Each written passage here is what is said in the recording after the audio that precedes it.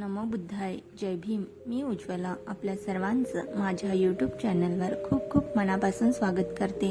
आज आपण बौद्ध उपदेशांवर आधारित प्रसिद्ध कथा पाहूयात. एकदा एक खूप श्रीमंत व्यापारी होता. त्याच्याकडे 4 पत्नी होत्या. त्याला चौथी पत्नी सर्वात जास्त प्रिय होती. तो तिला महागडे कपडे, दागिने आणि सुखसोयी देत असे. तिसऱ्या पत्नीवरही तो खूप प्रेम करत होता, कारण लोक तिच्या सौंदर्याची स्तुती करत असत. दुसरी पत्नी त्याची सल्लागार होती. अडचण आली की तो तिच्याकडे जात असे. पण पहिली पत्नी शांत आणि साधी होती. ती नेहमी त्याची सेवा करत होती, पण व्यापारी तिच्याकडे दुर्लक्ष करत असे. काही वर्षांनी व्यापारी गंभीर आजारी पडला. त्याला समजलं की आता मृत्यू जवळ आहे. त्याने चौथ्या पत्नीला विचारलं, मी मरणानंतर माझ्यासोबत येशील का? चौथी पत्नी म्हणजे आपलं शरीर. मृत्यूनंतर ते इथेच राहतं. नाही, ती लगेच म्हणाली नाही.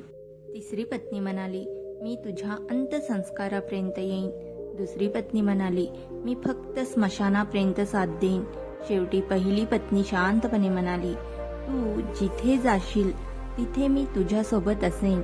व्यापारी आश्चर्यचकित झाला. तेव्हा त्याला सत्य समजलं.